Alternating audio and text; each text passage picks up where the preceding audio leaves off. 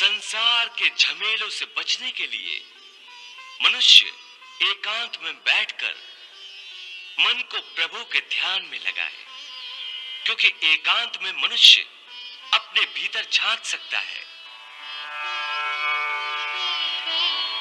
परंतु ध्यान लगाने के लिए अपने अंतर में झांकने की क्या आवश्यकता है?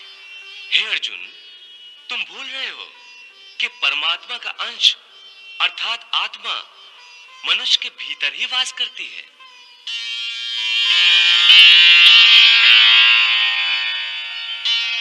इसी आत्मा से संपर्क ही प्रभु से मिलन का पहला चरण है। इसलिए हे अर्जुन, जो मुझसे मिलन चाहता है उसे सबसे पहले अपने अंतर में ही झांकना चाहिए। और ये तभी संभव हो सकता है जब मनुष्य का अपना शरीर उसके नियंत्रण में हो। यदि देह काबू में ना हो तो मनुष्य को ध्यान लगाने का उद्देश्य नहीं मिल पाएगा। हे योगेश्वर, ध्यान लगाने का अंतिम उद्देश्य क्या है? ध्यान योग का उद्देश्य परमात्मा से संपर्क करना होता है।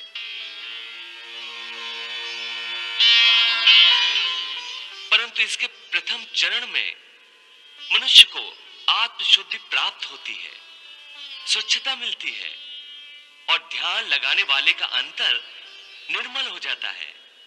हे अर्जुन, जब तक मनुष्य अपने अंतर की शुद्धि नहीं कर लेता, परमात्मा से ना तो संपर्क कर सकता है और ना ही आत्मा परमात्मा में लीन हो सकती है। और यह भी समझ लो कि जब ध्यान लगाने का पहला उद्देश्य क्योंकि अंतर शुद्धि है, इसलिए वो स्थान भी पवित्र होना चाहिए जहां ध्यान लगाया जाता है।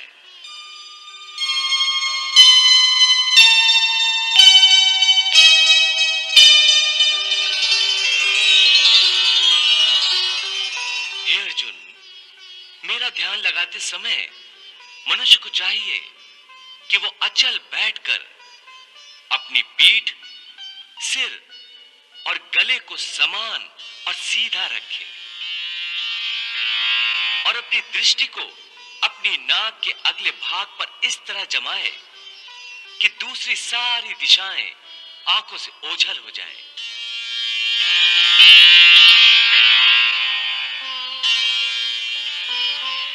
ऐसा करने से अपने आसपास के वातावरण से उसकी इंद्रियों का संपर्क टूट जाएगा और मनुष्य अपने अंतर में मन लगा सकेगा।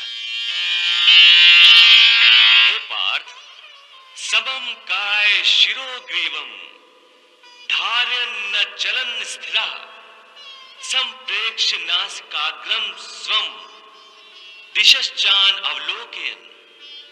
हे मधुसूदन, ये तो बड़ा ही सहज और अच्छा तरीका है। इस ढंग से तो कोई भी मनुष्य आसानी से ध्यान लगा सकेगा। ये ठीक है अर्जुन, परंतु वो मनुष्य मुझ में ध्यान नहीं लगा सकेगा जिसके जीवन में संतुलन ना हो। ध्यान लगाने में सफलता के लिए मनुष्य को संतुलन का पालन करने वाला होना चाहिए। मेरे भक्त को चाहिए कि वो ना इतना खाए कि यूं लगे जैसे वो केवल खाने के लिए जीता है,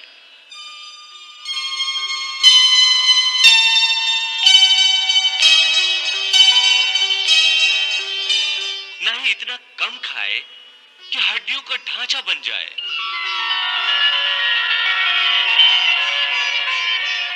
न इतना सोए कि दिन को भी रात समझे, न इतना कम सोए कि रात को भी रात न समझे। युक्त आहार विहारस्य युक्त चेष्टस्य कर्मसु युक्त स्वप्नावबोधस्य योगो भवति दुःखः। यदि सुख मिले तो खुशियों से नाचने न लगे और यदि दुख मिले तो रो रो कर अपने आप को हलकान न करे। दुख सुख की हवा के झोंकों से न भड़कने बुझने वाला मनुष्य उस दीपक की ज्योति की भांति होता है जो तेज हवा में भी सीधी और अडोल रहती है।